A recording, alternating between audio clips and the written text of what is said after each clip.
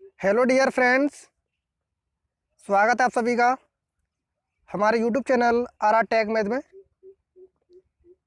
कल हमने एक्सरसाइज 15.1 के क्वेश्चन नंबर 5 तक जो प्रश्न है वो कंप्लीट कर लिए थे और आज हम इससे आगे के जो प्रश्न हैं 6 से लेकर 10 तक उनको कंप्लीट करेंगे। तो सबसे पहले जो विद्यार्थी हमारे चैनल पर नए हैं वो चैनल को सब्सक्राइब करें और वीडियो को लाइक करें तथा अपने सभी दोस्तों के साथ इसे ज़्यादा से ज़्यादा शेयर करें। तो चलिए स्टार्ट करते हैं। क्वेश्चन नंबर 6, निम्नतम जेड बराबर एक्स प्लस 2y, यानी कि हमें मिनिमम जेड की वैल्यू फाइंड करनी है और वो किस रूप में है, एक्स प्लस 2y के रूप में। यहाँ पर हमें व्यवरोध दिए गए हैं 2x plus y greater and equal to 3, दूसरा है x plus 2y greater and equal to 6 और नॉन नेगेटिव कंडीशन है हमारे पास x greater and equal to 0 और y greater and equal to 0। तो जो हमारी विधि है कोणीय विधि यानी कॉर्नर मेथड, तो उसमें हम क्या करते हैं, सबसे पहले जो हमें व्यवरोध दिए गए हैं इनको हम समीकरणों में चेंज करेंगे। फिर समीकरण में चेंज करने के बाद अलग अलग समीकरण के लिए बिंदु निकालेंगे। उस समीकरण में x बराबर 0 रख के y बिंदु मिलेगा, हमें y बराबर 0 रख के x बिंदु मिलेगा, ठीक है। और उनको हम निर्देशांक रूप में लिख के ग्राफ पेपर पर दर्शाएंगे और एक लाइन के द्वारा उन बिंदुओं को मिला देंगे। सेम दूसरे समीकरण के लिए करना है। फिर इसके बाद क्या करना है, इसके बाद जो हमें असमिकाएं दी हैं इनइक्वलिटीज, इनमें मूल बिंदु के जो मान होते हैं 0,0 इसको रखेंगे और असमिका को संतुष्ट कराएंगे। अगर हमारी असमिका संतुष्ट हो जाती है तो उसका जो हल क्षेत्र होगा वो मूल बिंदु की तरफ होगा, और अगर हमारी असमिका संतुष्ट नहीं होती है तो इसका हल क्षेत्र मूल बिंदु से विपरीत दिशा में होगा। तो ये सारी प्रोसेस हम इसमें करते हैं कॉर्नर मेथड में, कोणीय विधि में। तो चलिए एक एक करके स्टार्ट करते हैं इसमें। तो सबसे पहले हमने जो असमिकाएं दी थी उनको समीकरण के रूप में लिख लिया, 2x प्लस वाई बराबर 3 और x प्लस 2y बराबर 6। अब पहली असमिका के लिए उसके समीकरण से हमें बिंदु निकालने हैं और उनके जो निर्देशांक हैं उनको ग्राफ पर दर्शाना है। तो हमने पहली असमिका का जो समीकरण था 2x प्लस वाई बराबर 3, इसमें हमने x बराबर 0 रखा। तो इस समीकरण में जब हम x बराबर 0 रखेंगे तो जो 2x है वो 0 हो जाएगा और y रह जाएगा, y बराबर कितना आ जाएगा 3। ऐसे ही जब हम y बराबर 0 रखेंगे इसमें तो क्या रह जाएगा, 2x रह जाएगा और इक्वल में क्या रह जाएगा 3। तो यहाँ से x की वैल्यू निकालेंगे तो कितनी आ जाएगी 3/2। तो ये इसके पॉइंट हो जाएंगे 0,3 और 3/2,0।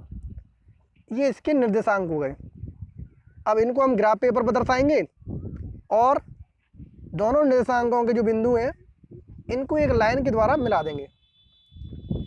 इसके बाद हमें क्या करना है, जो हमारी असमिका है 2x plus y greater and equal to 3, इसमें मूल बिंदु के जो मान होते हैं 0,0 इसको रखेंगे और असमिका को संतुष्ट कराएंगे। तो 2x की जगह हम x बराबर 0 रखेंगे तो 2 × 0 कितना हो जाएगा 0, y की जगह रखेंगे तो 0 और ग्रेटर एंड इक्वल टू 3, यानी कि 0 ग्रेटर एंड इक्वल टू 3। अब आप लोगों को बताना है कि क्या ये बात सत्य है कि जो 0 है वो 3 से बड़ा होता है। 0 जो है वो क्या होता है, 3 से बड़ा होता है।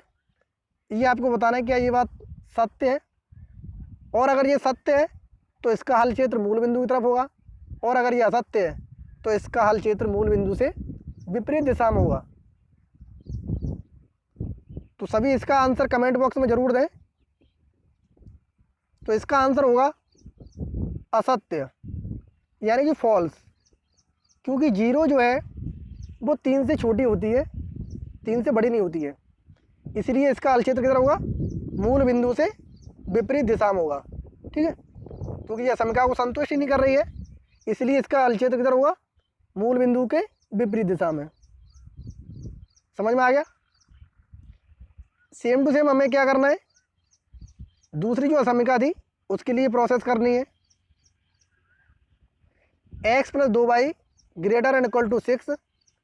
पहले तो हमने इनको समीकरण के रूप में लिख लिया, x + 2y = 6। अब इसमें हम x = 0 रखेंगे तो 2y बराबर कितना हो जाएगा? 6, यानी y = 3।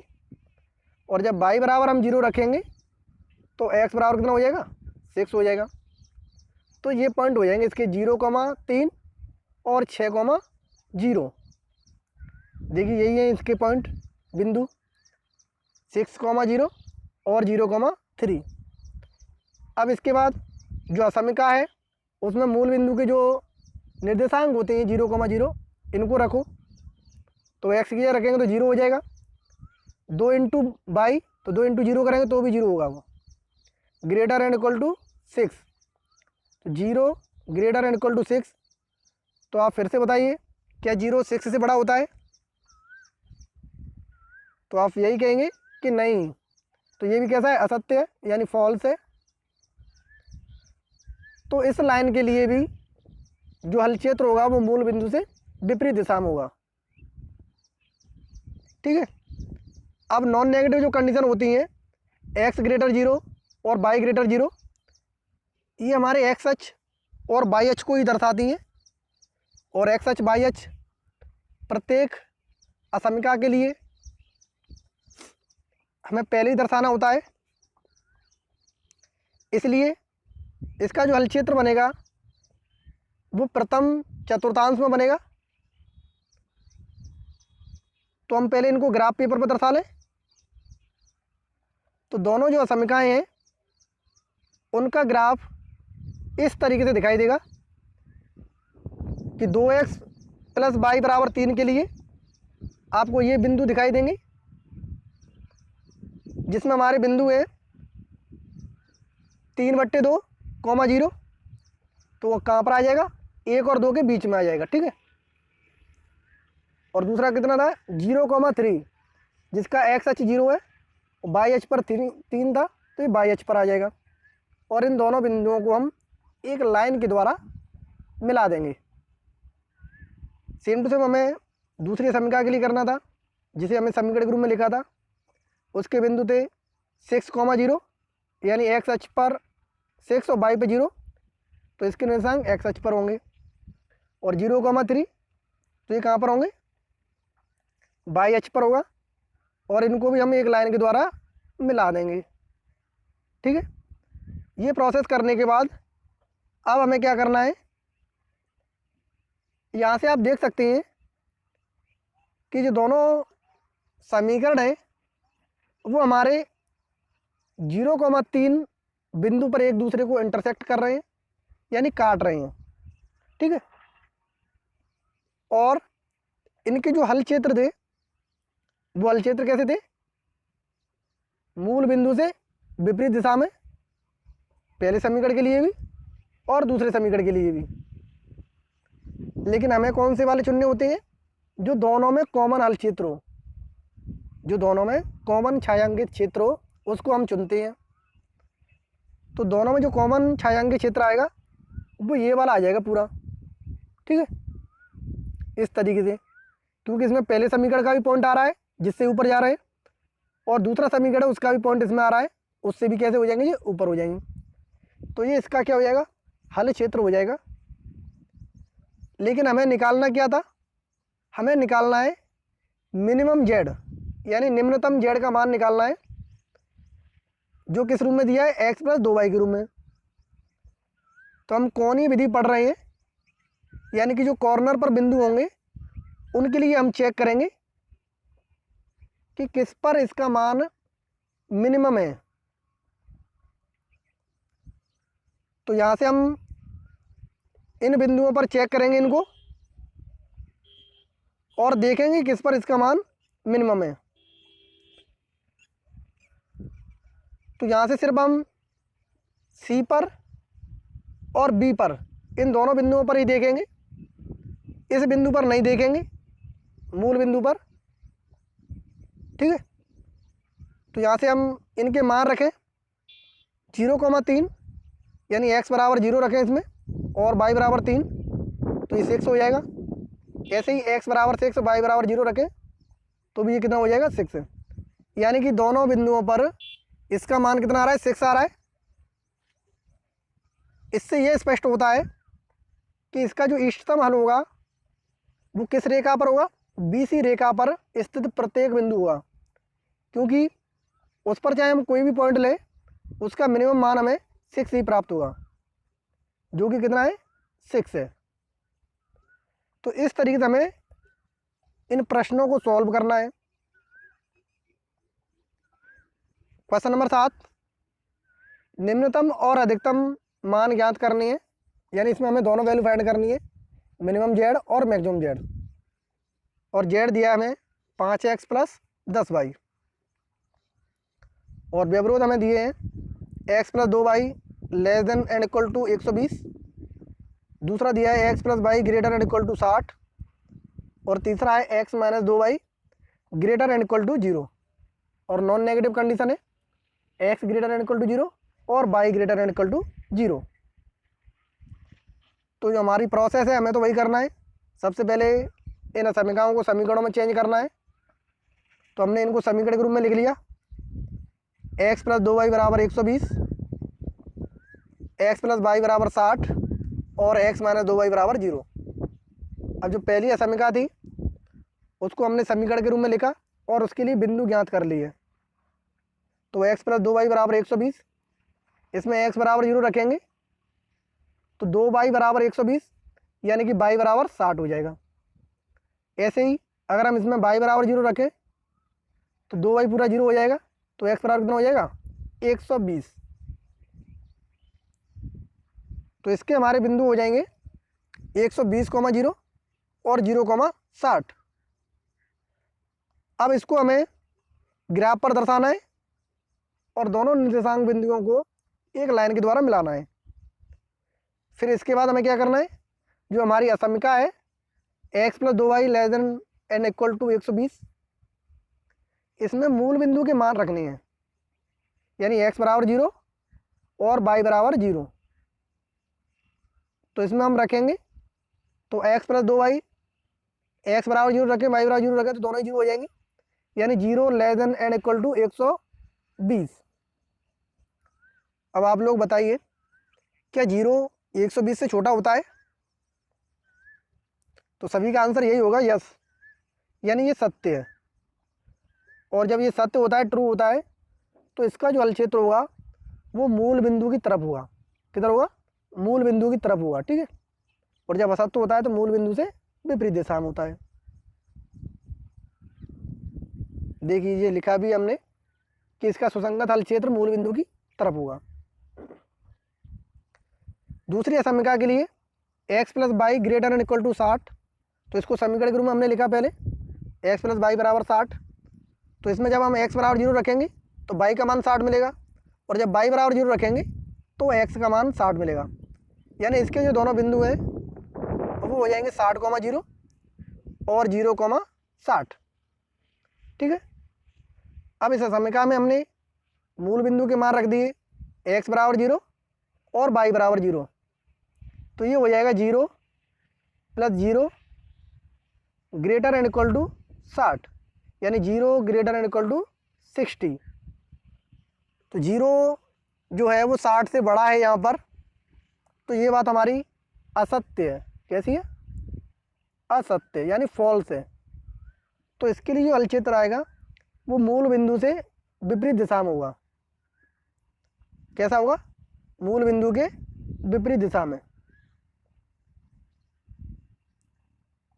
तीसरी समीकरण की बात करें, x minus 2y greater and equal to 0 के लिए, तो पहले हमने इसको समीकरण के रूप में लिखा x माइनस 2y बराबर 0। अब हमने इसमें x बराबर 0 रखा, तो इसमें जब x बराबर 0 रखेंगे तो माइनस के 2y बराबर 0, यानी कि y बराबर कितना हो जाएगा, 0 हो जाएगा। ऐसे ही अगर हम इसको इस तरीके से लिखते हैं x बराबर 2y, तो इसमें अगर हम x की वैल्यू क्या रखें, x की जो वैल्यू है वो 60 रख दें, तो y की वैल्यू कितनी हो जाएगी, 2 इंटू बाई, यानी 2 का भाग दे देंगे तो 30 हो जाएगी।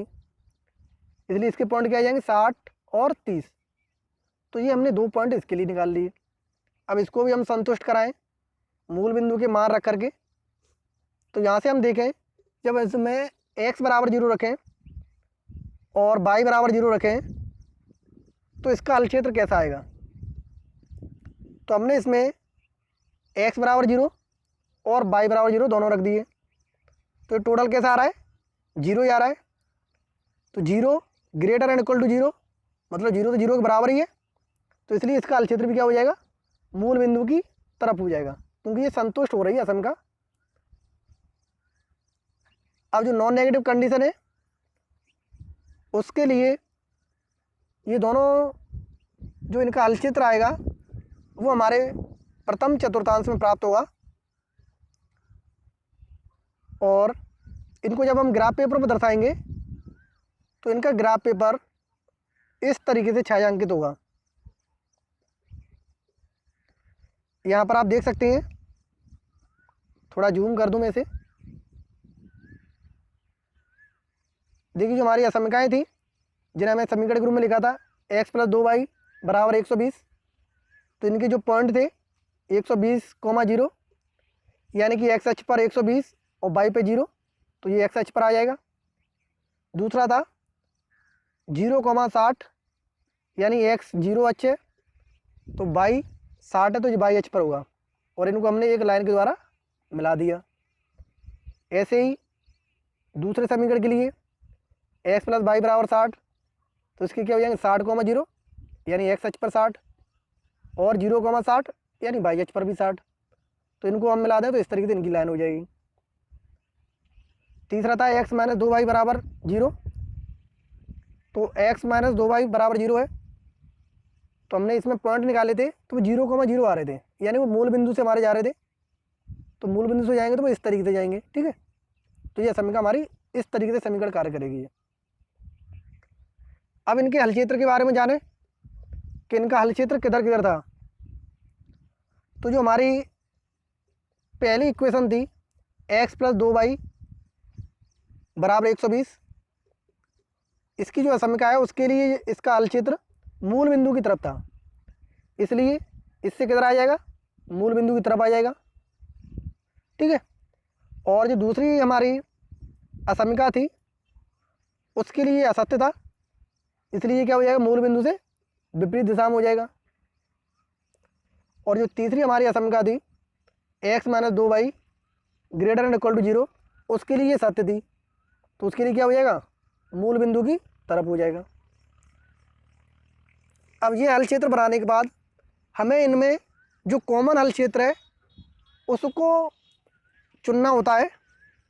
तो इन तीनों में जो कॉमन हल क्षेत्र है जिसमें ये तीनों कंडीशन फॉलो हो जाएं, तीनों असमीकाओं की, उसको हम चुनेंगे।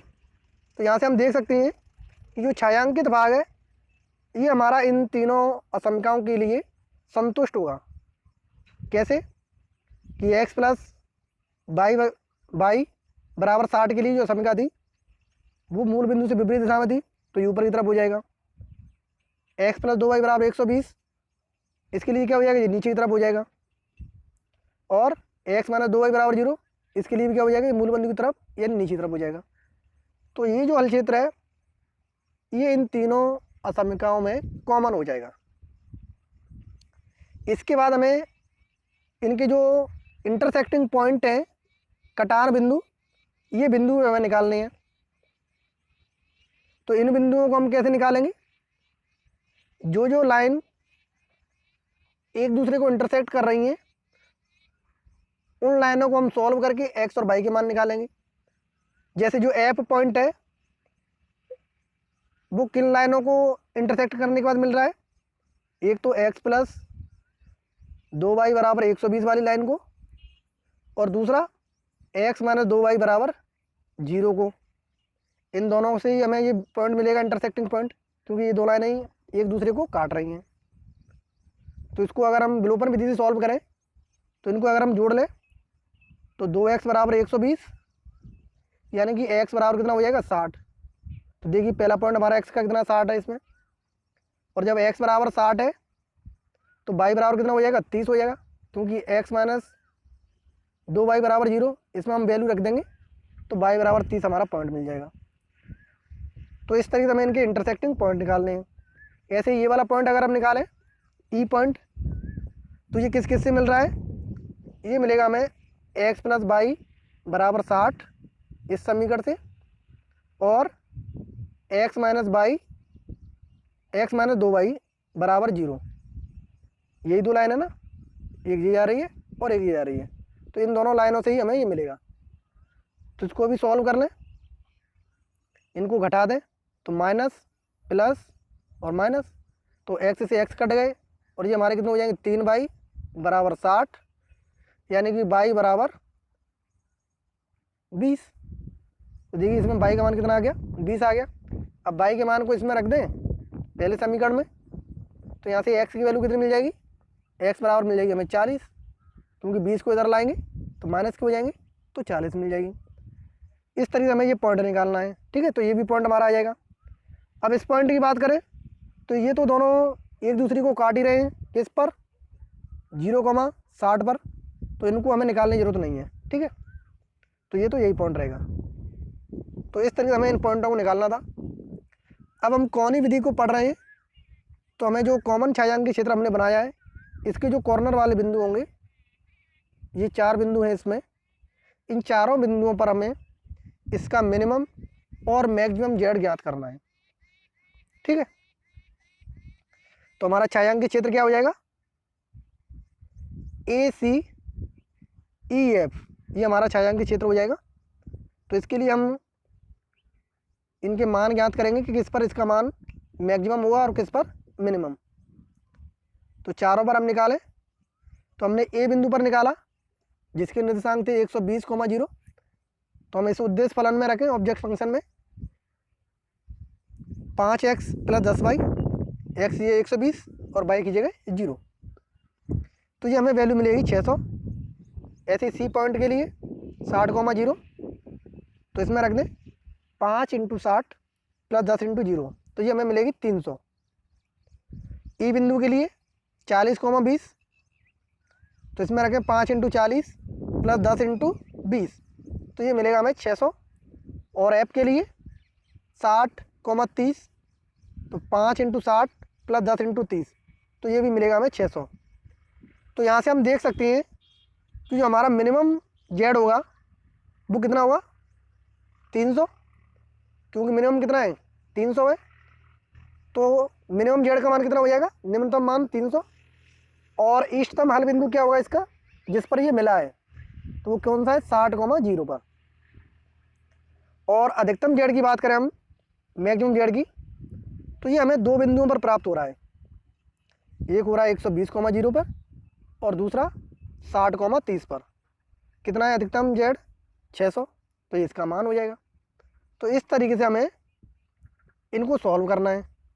तो यहाँ से हम देख सकते हैं कि इन दोनों लाइनों पर हमें प्राप्त हुआ था, ए वाली पर और एफ वाली पर। तो जो ए से एफ हम लाइन मिलाएंगे, इसके प्रत्येक बिंदु पर हमें इसका मैक्सिमम मान प्राप्त हुआ और वो हमें 600 ही प्राप्त होगा, ठीक है।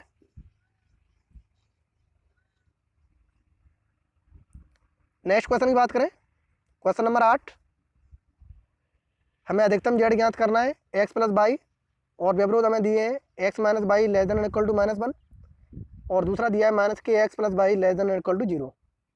नॉन नेगेटिव कंडीशन भी है। तो सबसे पहले हमें इनको समीकरणों में चेंज करना है। तो x minus y equal to -1, और दूसरा क्या हो जाएगा माइनस एक्स प्लस वाई बराबर 0। अब पहली समीकरण के लिए x माइनस वाई बराबर -1, इसमें हम x बराबर 0 रखेंगे, तो y का मान कितना मिल जाएगा 1 मिल जाएगा। और जब y बराबर 0 रखेंगे तो x का मान मिलेगा -1। तो इसके निशान क्या हो जाएंगे, -1, 0 और 0, 1। अब जो असमिका है इसमें हम मूल बिंदु के मान रखेंगे।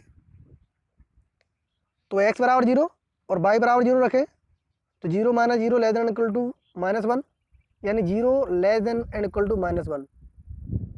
तो क्या ये बात सत्य है कि 0 छोटा होता है -1 से? तो आप सभी का यही कहना होगा कि ये असत्य है, क्योंकि 0 तो बड़ा होता है प्रत्येक नेगेटिव संख्या से। तो ये असत्य हमारा, इसलिए जो इसका हल क्षेत्र होगा वो मूल बिंदु से विपरीत दिशा में होगा। कैसा होगा? मूल बिंदु के विपरीत दिशा में। ठीक है। ऐसे दूसरी समीकरण के लिए तो उसको भी हम समीकरण में चेंज कर लें, -x + y बराबर 0। तो यहाँ से जो हम x की वैल्यू रखते जाएंगे वही हमें y की वैल्यू मिलती जाएगी। तो हम x बराबर कुछ भी रखें वही हमें y बराबर मिलेगा। तो अगर हम 0, 0 रखेंगे तो y का मान भी 0 मिलेगा, और x बराबर 1 रखेंगे तो y का मान भी 1 मिलेगा, और x बराबर 2 रखेंगे तो y का मान भी 2 मिलेगा। तो हमने 2 पॉइंट रख लिए, 1, 1 और 2, 2। ठीक है। अब हमने इस असमिका में x बराबर 0 और y बराबर 0 रखा और फिर संतुष्ट कराया। तो -x की 0 रखेंगे तो 0, y की जगह 0 और 0, यानी 0 लेस देन इक्वल टू 0। अब ये बताइए क्या ये बात सत्य है कि 0, 0 के बराबर होता है? तो ये बात सत्य है, इसलिए इसका हल क्षेत्र जो होगा वो मूल बिंदु की तरफ होगा। ठीक है। अब इन दोनों समीकरणों के जो बिंदु हैं इनको हम ग्राफ पेपर पर दर्शाएंगे और इनका डायग्राम देखेंगे किस तरीके से हमें प्राप्त होगा। तो हमने इनको ग्राफ पेपर पर दर्शाया। पहला था हमारा x - y बराबर -1, यहाँ पर -1 है। तो इसके बिंदु क्या थे? -1, 0 और 0, 1। ठीक है। इनको हमने एक लाइन के द्वारा मिला दिया। ऐसे ही दूसरे समीकरण के लिए -x + y बराबर 0, तो इसके हमने 3 पॉइंट निकाली थी, 0, 0, 1, 1 और 2, 2। तो ये इस तरीके से निकल जाएगा। अब इनके जो हल क्षेत्र है इनके बारे में देखें कि दोनों समीकरण जो हमारी थी वो संतुष्ट हो रही थी या नहीं हो रही थी। तो यहाँ से अगर हम बात करें इनकी, तो अभी हमने ऊपर देखा था कि जो हमारा पहला समीकरण था उसकी जो समीकरण थी उसके लिए संतुष्ट नहीं हो रहा था और दूसरे वाले के लिए संतुष्ट हो रहा था। तो जो पहला है x - y बराबर -1, तो इसके लिए क्या हो जाएगा? मूल बिंदु से विपरीत दिशा में, क्योंकि इसके लिए संतुष्ट नहीं हो रहा था।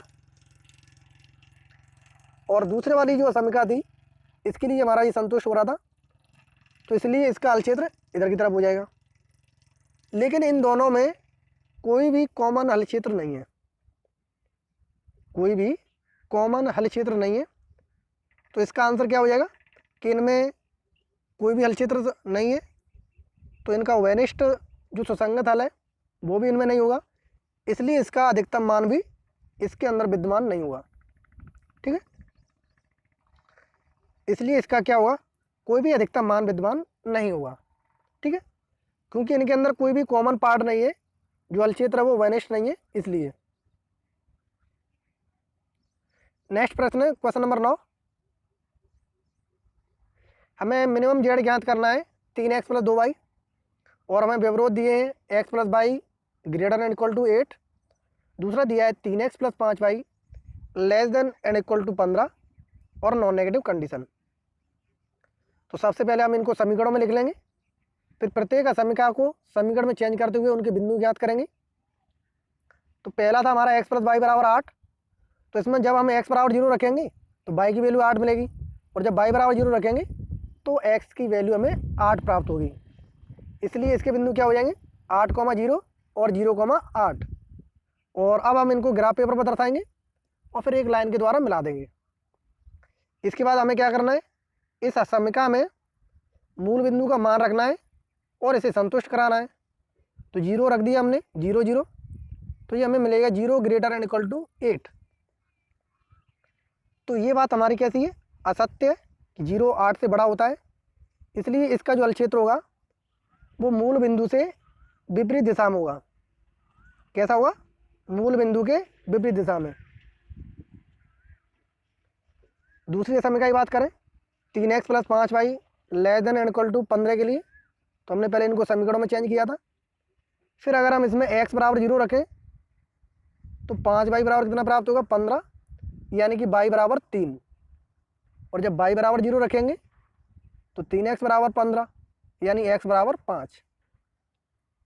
तो हमें इसके बिंदु मिलेंगे 5,0 और 0,3। इनको ग्राफ पेपर पर दर्शाएंगे और एक लाइन के द्वारा मिला देंगे। इसके बाद हमें क्या करना है, जो हमारी असमीका है इसको संतुष्ट कराएंगे। तो इसमें हमने मूल बिंदु के मान रख दिए, x बराबर 0, y बराबर 0, तो ये हो जाएगा हमारा 0 <= 15। तो हम देख सकते हैं कि 0 छोटा होता है 15 से, तो ये हमारी समीका जो है वो संतुष्ट हो रही है। इसलिए इसका जो हल क्षेत्र होगा वो मूल बिंदु की तरफ होगा। और नॉन नेगेटिव कंडीशन, इसलिए इसका जो हल क्षेत्र है वो प्रथम चतुर्थांश में होगा। अब इसके लिए हम देखें डायग्राम इसका, ग्राफ पेपर पर ये कैसा दिखेगा। तो जो हमारा पहला समीकरण था x + y बराबर 8 के लिए, तो इसके बिंदु थे 8,0 और 0,8। इनको हमने एक लाइन के द्वारा मिला दिया और ये हमारी असमीका को संतुष्ट नहीं कर रहे थे, इसलिए इसका हल क्षेत्र कैसा हो जाएगा, मूल बिंदु से विपरीत दिशा में।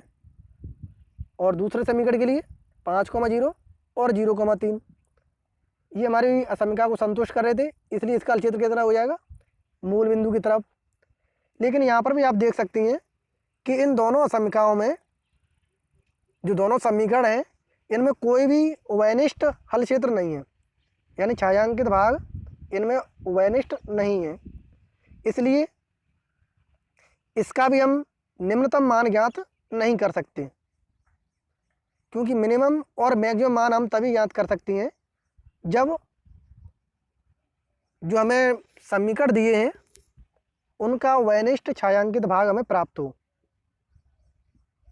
ठीक है, लास्ट क्वेश्चन है, मैक्सिमम जेड ज्ञात करना है -kx + 2y। और नॉन नेगेटिव कंडीशन और व्यवरोध हमें दिए हैं x > 3, दूसरा दिया है x + y > 5, तीसरा दिया है x + 2y > 6, और नॉन नेगेटिव कंडीशन दी है हमें y > 0। तो ये हमें दिए हैं। तो सबसे पहले हम इनको समीकरणों में चेंज कर लेंगे। तो ये हो जाएगा हमारा x बराबर 3, दूसरा हो जाएगा x + y बराबर 5, तीसरा होगा x + 2y बराबर 6, और तीसरा y बराबर 0। तो अब हम इन असमीकाओं को समीकरणों में चेंज करते हुए इनके बिंदु ज्ञात करेंगे। तो पहले वाले के लिए हमें निकालना नहीं है क्योंकि वो x बराबर 3 है, तो इसका y निर्देशांक क्या होगा, 0 होगा। तो x बराबर 3 के लिए हम एक लाइन ड्रॉ कर देंगे। दूसरे समीकरण के लिए हम निकाल रहे हैं x + y बराबर 5 के लिए।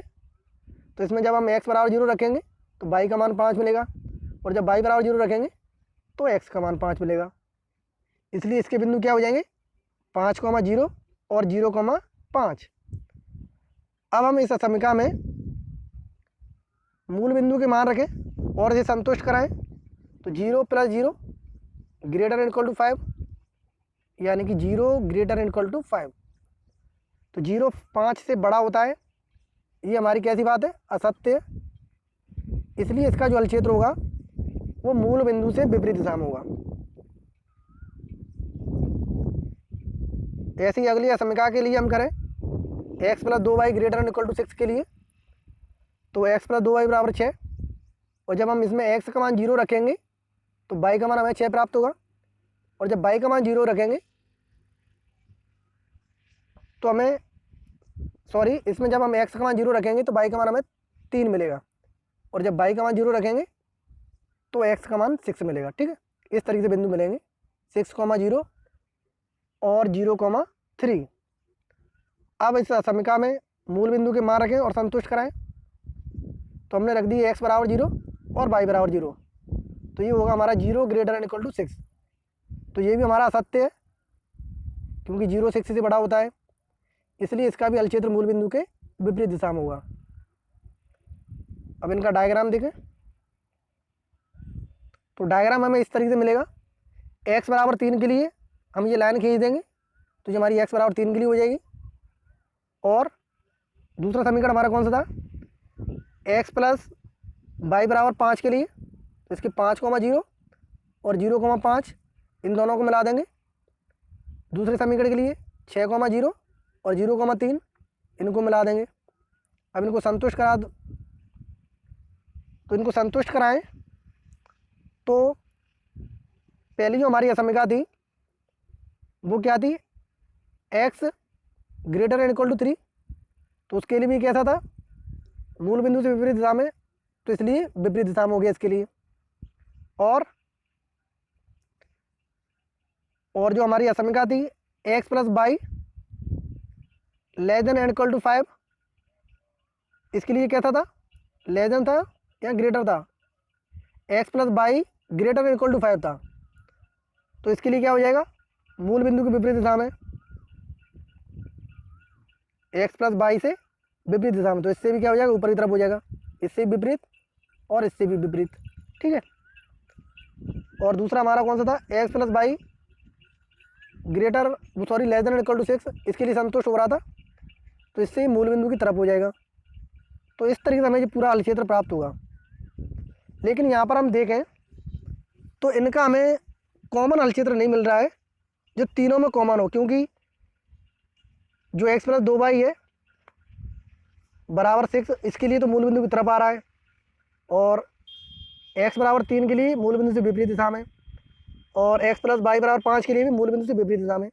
तो तीनों में कोई भी वैनिष्ठ भाग नहीं है हमारे पास, इसलिए हम कह सकते हैं कि इसका जो हल क्षेत्र है वो वैनिष्ठ नहीं है, तो इसका कोई भी अधिकतम मान हमें प्राप्त नहीं होगा। ठीक है। तो इस तरीके से हमें ये प्रश्नों को सॉल्व करना था। तो मैं समझता हूँ कि आपको ये सभी प्रश्न अच्छे तरीके से समझ में आ गए होंगे।